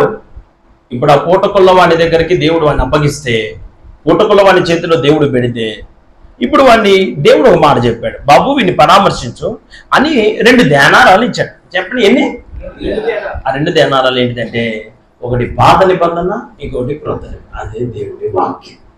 ఇప్పుడు ఈ వాక్యం ద్వారా గాయాలతో వచ్చి తొట్టిల్లిపోయి ఆత్మీయ జీవితంలో దిగజారిపోయిన ప్రతి విశ్వాసని ఆదరించడానికి ఏర్పాటు చేయబడిన వాడు దైవజనుడు. ఇప్పుడు నీ గాయాలని మానిపోవడానికి నీకు పత్యాలు చెప్పాలా? అమ్మ పప్పు తినద్దు జీవం పట్టిద్ది చెప్పాలా లేదా? పత్యాలు చెప్పినప్పుడు మీరేం చేయాలా? అమ్మ మీరు మూర్ఖులకి, ఈ తరం వారికి వేరే రక్షణ పొందండి అమ్మా. నమ్మి బాప్తిస్మం పొందినవాడు రక్షించబడతాడమ్మా. ఈ రోజున మీకు పత్యం చెప్పే దైవజనులు ఇష్టమేనా? నువ్వు ఇట్లా నడవాలా, ఇట్లా నడవకూడదు, ఇట్లా రావాలా, ఇట్లా రాకూడదు, ఇట్లా ఉండాలి, ఇట్లా ఉండకూడదు అని మీకు చెప్పే దైవజనులను ప్రేమించే వాళ్ళు మీరు ఎంతమంది ఉన్నారు? ఎందుకమ్మా మందిరానికి లేటుగా వచ్చినావు అని అంటే ఒక ఆమె అంటుందంట, వేరే భాష గారు చదువుతున్నా, అసలు రావటం ఎక్కువైతే నన్ను అడగటం ఏంది గారు అంటున్నా. నేనన్నా అసలు అట్లాంటి సైతం దాన్ని ఎందుకు రానిస్తున్నాను చర్చికి? మిగతా వాళ్ళందరూ సర్వనాశనం అయితే మిగతా వాళ్ళందరికీ నువ్వు శనగొట్టి శనగేసినావు అట్ట మాట్లాడటం ఏంది? అసలు దైవజనుడు అంటే నీకు భయం లేదా? తీసుకురాపో ఒకసారి అన్నా, నేను మాట్లాడతాను. వదిలేండి అయ్య గారు, ఇప్పుడు కొంచెం కుదురుకుంది, మళ్ళీ నువ్వు మాట్లాడితే ఇంకా భయపడిద్ది అంటాడు. భయపడేది ఏందా బాబు? మేము పేరాలు అయిపోవడానికి వచ్చినవే సేవకి, కష్టపడి ప్రయాసపడి త్యాగం చేసి శరీరాన్ని నలగొట్టుకుంటున్నాం. దేవునికి తెలుసు. కళ్ళు తెరితే కళ్ళం బట్టి నీళ్ళు వస్తున్నాయి వేడి చేసి ఒంటికి, తెలుసా మీకు? కూర్చోటానికి ఓపిక లేదు, నిలబడటానికి ఓపిక లేదు. ఎంతమంది పనిచేస్తున్నారు సేవలో నా కోసం కేవలం. ఇక్కడ మీకోసం ఇక్కడ కూటమి జరుగుతుందంటే ఆ సంఘంలో ముసలోళ్ళతో సహా ఇప్పుడు గోడలు పట్టుకొని నిలువు మోకాలేసి ప్రార్థన చేస్తుంటే దేవుడు ఇక్కడ నాలోంచి మీతో మాట్లాడుతున్నాడు. మీకేం తెలుసు అవన్నీ? వెనకాల ఆడే జనరేటర్లు కనపడతాయా? ఎలిగే లైట్లు తిరిగే ఫ్యాన్లేక కనిపించేది, మోగే మైకులు కనిపిస్తున్నాయి మీకు. దీని వెనకాల దైవజనుడి వెనకాల జరిగే ప్రయాస తెలుసండి? తెల్లగుడ్లు వేసుకున్నంత తేలిక కాదు సేవ. దీని వెనకాల చాలా గాయాలు ఉంటాయి, చాలా ఎదురు దెబ్బలు ఉంటాయి, చాలా నిందలు ఉంటాయి, చాలా అవమానాలు ఉంటాయి, ఒంటరితనమైన పరిస్థితులు ఉంటాయి. వాటన్నింటినీ కాదనుకొని అయినా పర్వాలేదు అనుకొని దేవుని కొరకు నిలవబడిన వాడు, త్యాగపూరితమైన వ్యక్తిగా మార్చబడిన వాడే దైవజనుడు. అరే మీకున్నది ఒక దైవజనుడు. ఎందుకంటే దైవజనుడు అవసరం లేదంటాడేంటి? మరి ఆ గాయాలతోని ఆ పుండు పడింది, ఆ పుండు మానిపోవాలగా. ఎందుకు అప్పగిచ్చాడు? రేపు దేవుడు ఆయన అంటున్నాడు, నీకు 2 దేనారాలు ఇస్తున్నా, నేను వెళ్తున్నా, మరలా వస్తా.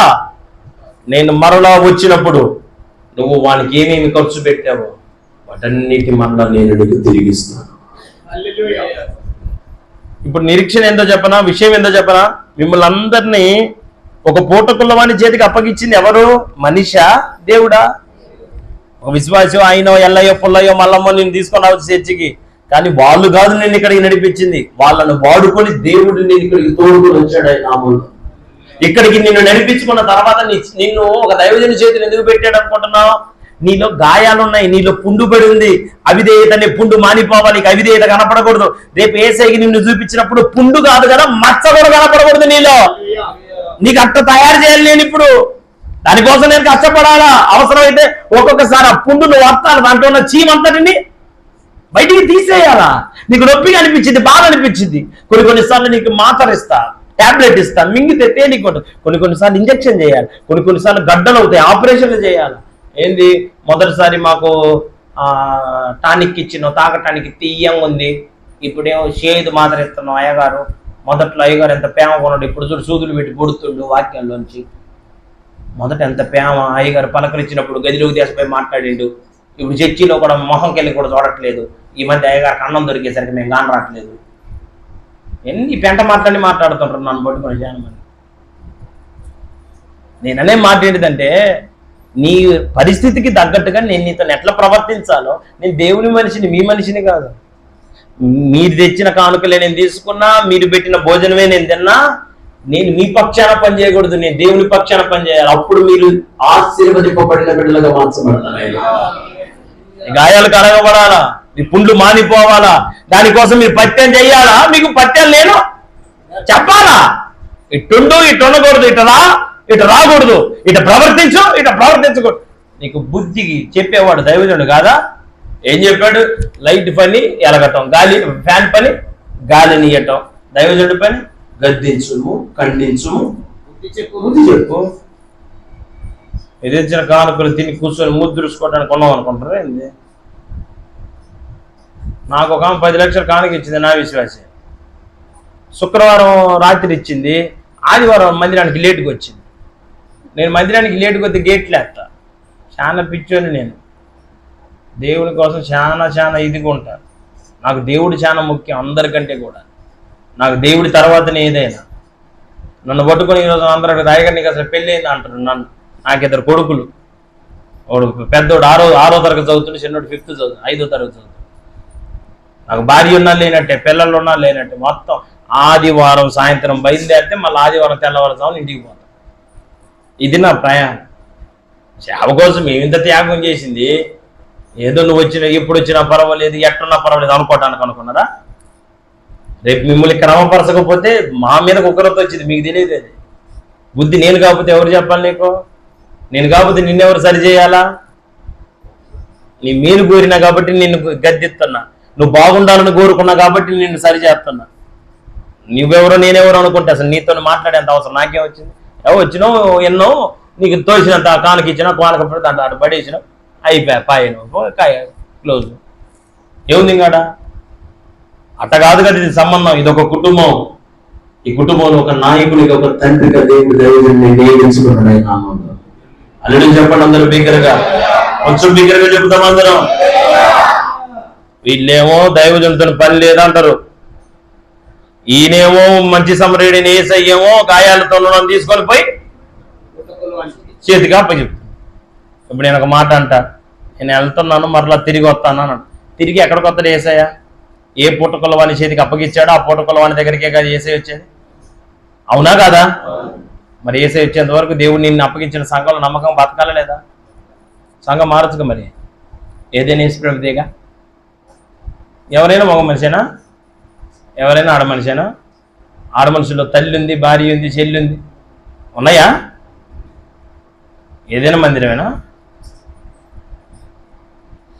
ఒక దైవజనుడు ఎంత త్యాగం చేస్తే సంఘం ఇద్దరు ఆలోచన చేయండి. తెక్కలు నేను నా సంఘానికి ఒక మాట చెబుతాను, మీరు తీసుకుంటే తీసుకొని, లేకపోతే నాకు అనవసరం లే. కానీ నేను నా సంఘ బిడ్డలకి నేను చెప్పే మాట, మీరు నిజంగా ఒక దైవజనుడికి నమ్మకమైన విశ్వాసులు అయితే మీ ఇంట్లో నా క్యాలెండర్ తప్ప ఇంకో క్యాలెండర్ ఉండకూడదని చెప్తాను. తప్ప దాంట్లో క్యాలెండర్లో వాక్యాలేగా ఉండేది తప్ప అనవసరం. నీకెందుకేగా? ఒక భర్త పుట్టు పక్కన పెట్టి నాన్న ఈయన మన నాన్న, ఆయన కూడా మన నాన్న అంటే అంటాడు. ఉపదేశకులు 10,000 మంది ఉన్నను, తండ్రులు అనేకులు లేరు తండ్రి. నీతిగా బతకటం నేర్చుకోండి. నీతి తప్పిన ఆడ మనుషులు ఉన్నారు, నీతి తప్పిన మగ మనుషులు ఉన్నారు, నీతి తప్పిన విశ్వాసులు ఎక్కువయ్యారు. అట్లా కాకూడదు. ఆయన వచ్చేంత వరకు దేవుడు నీకు ఇచ్చిన ఈ గుడారంలో ఇక్కడ పుట్టారు, ఆత్మీయంగా మీ ప్రాణాలు ఇక్కడే పోవాలి. అదే ప్రార్థన మీరు చేసుకోవాలి. ప్రాణం పోవటం ఆయన రాకడలో, ఎత్తబట్టం రెండింటిలో ఒకటి జరగాలి. కష్టమో నిష్ఠూరం దేవుడు మనకిచ్చిన. తండ్రి చచ్చిపోయిన దాకా తండ్రేగా. తండ్రి కోసి పెట్టుకుంటాడు, చదువు లేనోడు తాగుపోతాడు అని చెప్పి ఇంకోటిని తండ్రి అని పిలుస్తావా? టక్ చేసుకొని రోడ్డు ఎప్పుడు పోతానే డాడ్ అంటారా? వాళ్ళు మన ఎరగెరగ దాన్ని పోలీస్ స్టేషన్లో పెడతారు. వీడియోలో నన్ను డాడీ అని పిలుస్తుంది, వీడికి ఏం పుట్టిందిరా ఆయన? ఎవరిని తండ్రి అని పిలుస్తావు? ఒకవేళ నీ తండ్రికి ఏమైనా పద్ధతులు తెలియకపోతే నీ తండ్రిని కూర్చోబెట్టి మాట్లాడుకోవాలా. నాన్న వీడు చేస్తున్నావు మంచిది కాదు నాన్న, నాకు కొంచెం బాధ అనిపించింది. కుటుంబం అన్నప్పుడు 1,00,000 ఉంటాయి, చెప్పుకోవాలా, మాట్లాడుకోవాలా. అట్ట కాదన్నాను అంటే నాన్నని భరించుకోవాలా. కొద్ది రోజులు అయిన తర్వాత దేవుడి కార్యాలు జరిగిస్తాడు. కుటుంబంగా రేపు ఆయన రాకడ ఎత్తబడి కృపను మనం పొందుకోవాలి ఆయన నామంలో. దేవునికి స్తోత్రం అని చెప్పండి. దగ్గరగా చెబుతాం అందరం. వీళ్ళు ఏమంటున్నారు? మాకు దైవం జరుగుతుంది. మరి ఈయన ఏమంటున్నాడు? గాయాల పాలైపోయిన దేశంపై ఆడిపోయి ఆడకు చెప్పిండు. ఇంకో మాట చదవండి. లూకా సువార్త 13వ అధ్యాయం 7వ వచనం. 13:7 లూకా.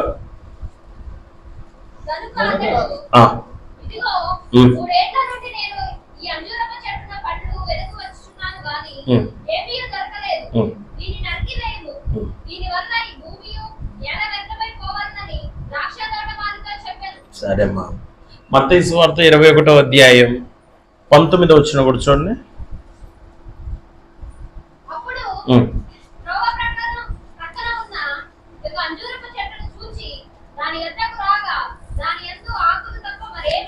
సరే అమ్మా, నా వైపు చూడండి. ఇక్కడ చదివిందేమో త్రోవ ప్రక్కన ఉంది, ఇందాక చదివిందేమో తోటలో ఉన్నది. 2 అంజూరపు చెట్లే. వినాలి, అందరు వినాలి. 2 అంజూరపు చెట్లే. ఒకటేమో సాయంత్రం కల్లా ఎండిపోయింది, త్రోవ ప్రక్కన ఉంది. ఇంకొకటి ఇప్పటి వరకు కూడా నీలిచి బతికే. రెండింటి దగ్గర ఫలాలు లేవు. అదేం పెద్ద ఫలాలు కలిగి ఏదో ఇంత పిందేసి ఏం కాదు. 2 ఆకులతో ఉన్నాయి. కానీ ఒకటి క్షేమంగా కాపాడబడింది, ఇంకోటేమో ఎండిపోయింది. ఎందుకు? కారణం ఏంటిది? త్రోవ ప్రక్కన ఉన్న దానికి తోటమాలి లేడు, తోటలో ఉన్నదానికి అంటే దైవజనుడు వద్దని వీళ్ళు అంటారు. దేవుడు చెప్పే పాఠం ఏంటిదంటే, ఒక దైవజనుడు నీకు ఎందుకు ఉంటాడంటే, ఒకటి నీ గాయములు మాన్పడానికి దైవజనుడి దేవుడు పెట్టాడు. వింటున్నారా? నీలో ఉన్న అవిధేయత మానపాలైన. అవిధేయతను ప్రోత్సహించేవాడు పాస్టర్ కాదు. ఎన్నరా అందరూ? దుర్మార్గతను ప్రోత్సహించేవాడు పాస్టర్ కాదు. అక్రమాన్ని ప్రోత్సహించేవాడు పాస్టర్ కాదు. ఎట్టబడితే విచ్చలుడిగా సంఘం ఉంటే వాడికి బుద్ధి చెప్పినోడు పాస్టర్ ఎట్టయిండు? నీకా భయపడేది దేవునికా? పిలిచిన దేవుడు నమ్మదగినోడు. నువ్వు మానుకుంటే నీ స్థానంలో నలుగురిని కూర్చోబెడతాడు.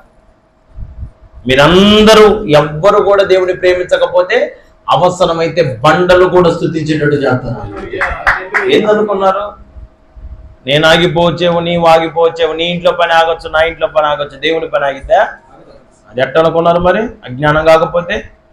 అందుకోసం ఒక దైవజనుడు నీకు క్రమం నేర్పాలా, బుద్ధి నేర్పాలా, గాయాలను మానపటం, నీకు పత్యాలు క్రమాలు చెప్పాలా. అయినా దైవజనుడు అందుకోసం ఉండాలి.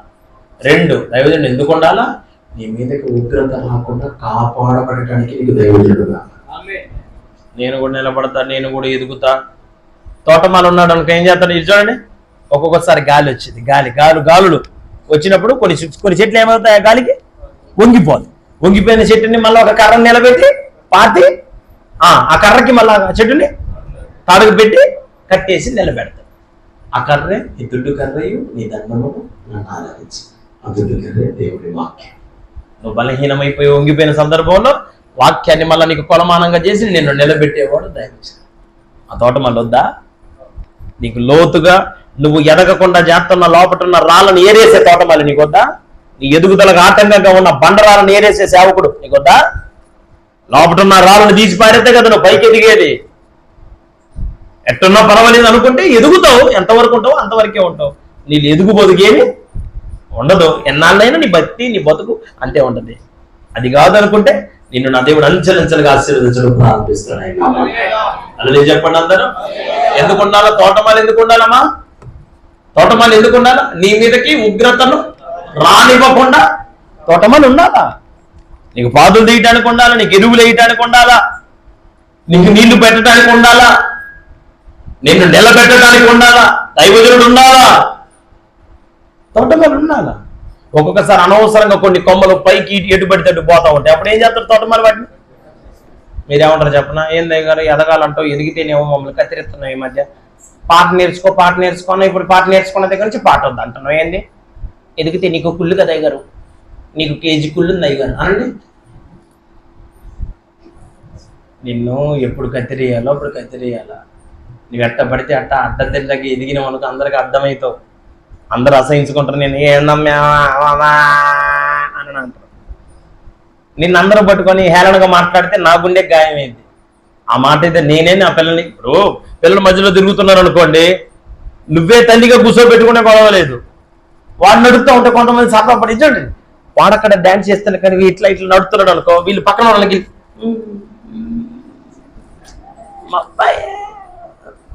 ఉండి ఉండి ఉండి ఉండి వాక్యాన్ని బాగా ఆసక్తి గినేవాడికి ఒకటి కడుపు మండి కూర్చోరా అంటారు. ఎప్పుడైతే ఆ మాట మాట్లాడుతురా ఏమో కడుపు చివుక్కుమంటదిగా. నా పిల్లగాన్ని పట్టుకొని వాళ్ళందరూ అనకముందే నేనే కూర్చోబెడితే అయిపోయేదిగా. నిన్నెవరు అవమానకరంగా మార్చకుండా నిన్ను ఒక ఆశీర్వాదకరమైన వ్యక్తిగా ఉంచాలని కోరుకునేవాడే దైవజనుడు. అలా చెప్పండి అందరూ. నిన్ను కత్తిరించినప్పుడు, నిన్ను కట్టేసినప్పుడు, ఏంది అయ్యగారు మమ్మల్ని కట్టేస్తున్నావు అరక, కట్టేస్తాం ఎందుకు అయ్యగారు? సేవకుని అపార్థం చేసుకోకూడదు, సేవకుని అర్థం చేసుకుంటే నువ్వు ఒక దీవెనకరమైన ఫలభరితమైన వ్యక్తిగా మార్చబడతావు. అల్లుడి చెప్పండి అందరూ. రెండవది, నీకు దైవజనుడు ఎందుకు అవసరము అంటే నీ మీదకి ఉగ్రత రాకుండా కాపాడడానికి దైవజనుడు.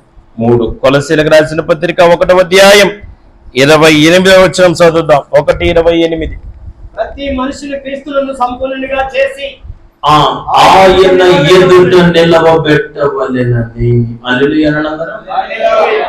ప్రతి మనుషుని ఇప్పుడు ఏం చేయాలంటండి దైవజనుడు? క్రీస్తునందు.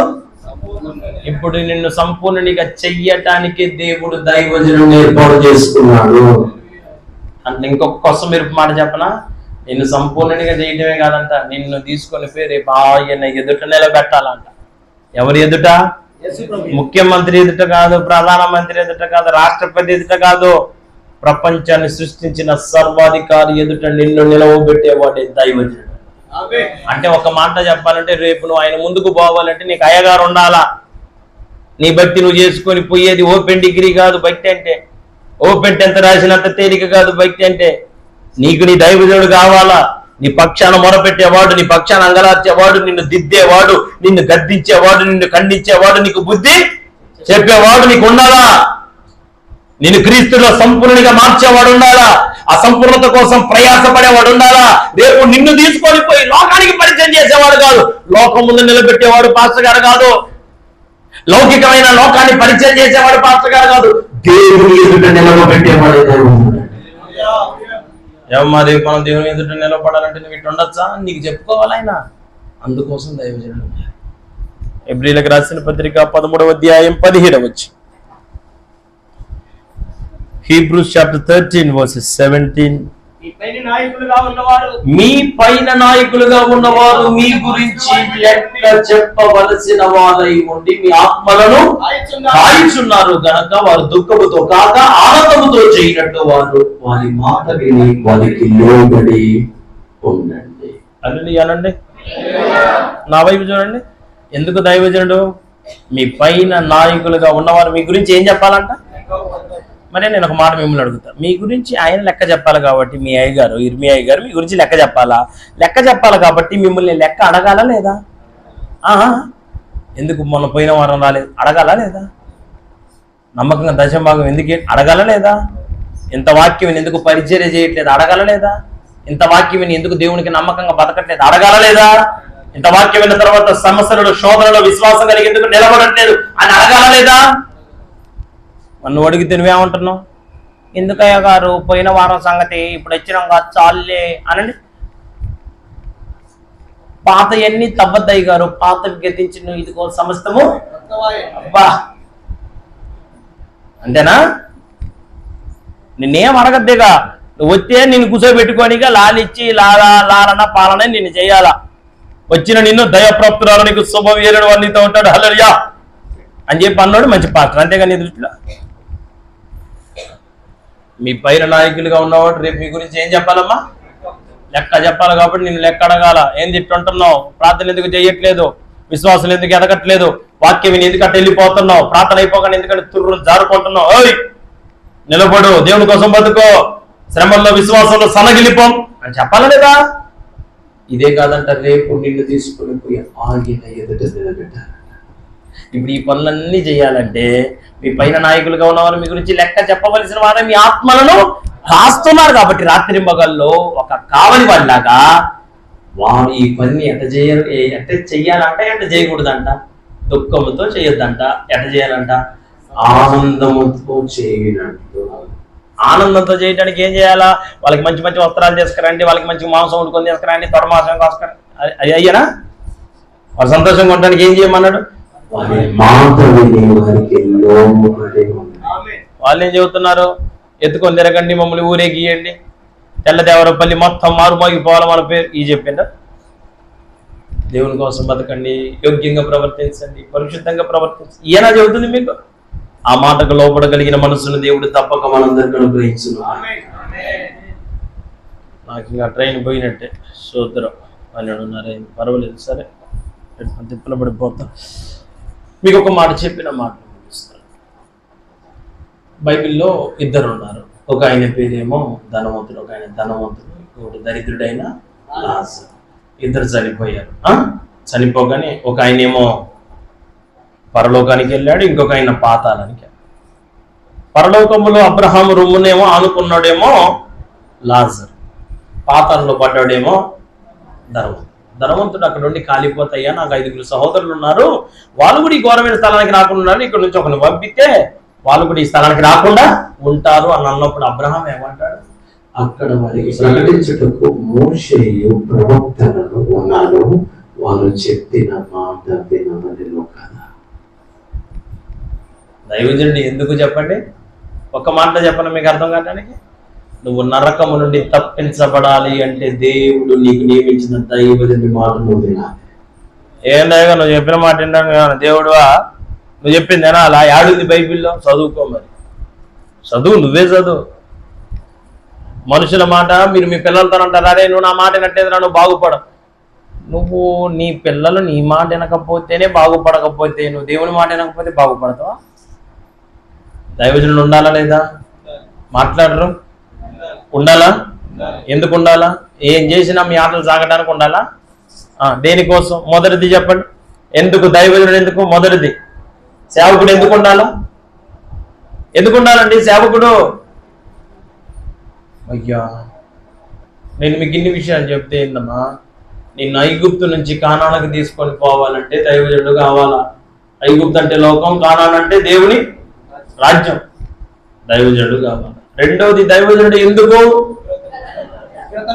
నిన్ను నీ మీదకి వచ్చే ఉగ్రతను రానివ్వకుండా తప్పించేవాడు దైవజనుడు. మూడవది అందరికీ దూరం అయిపోయిన నీ బ్రతుకును మరలా సంతోషభరితమైన జీవితంగా మార్చడానికి ఒక దైవజనుడు అవసరం. పాపంలో, రోతలో, తాగుడులో, దౌర్భాగ్యమైన జీవితంలో బతికిన ఒక బతుకును మరలా జ్యేష్ఠుల సంఘములోనికి నడిపించడానికి దేవుడు నియమించుకున్నవాడు దైవజనుడు.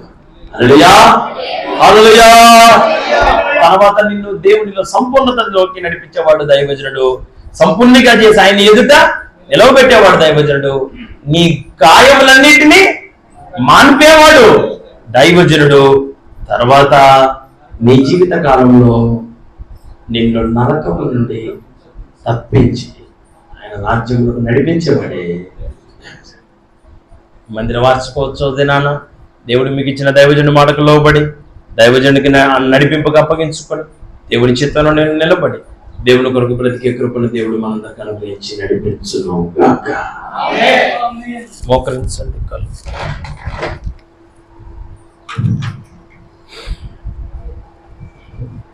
మోకరించి కళ్ళు మూసి దేవుడు మనతో మాట్లాడిన ఈ మాటల్ని ప్రభువా మా జీవిత కాలంలో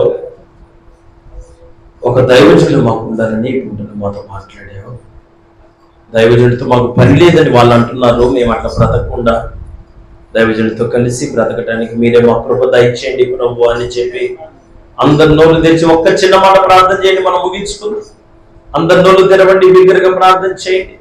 ప్రభు నా జీవిత కాలంలో దైవజనుడికి నేను దూరం అయిపోయిన వ్యక్తిగా నేను ఉండక దైవజనుడిని నడిపింపుగా అప్పగించుకున్న వ్యక్తిగా నన్ను మార్చండి. ప్రత్యేకమైన కృపతో నన్ను నడిపించండి ప్రభువా. నన్ను ఒక ప్రత్యేకమైన కృపతో నింపండి, నాకు దైవజనుడు అవసరం లేదన్నట్టుగా నేను ఎన్నడూ ఉండను ప్రభు అని ప్రార్థన చేసుకోండి. మీకు ప్రార్థన చేస్తాను. ప్రార్థించండి. మందిర వార్షికోత్సవపు ఆరాధన సందర్భంగా దేవుడు తన దాసుని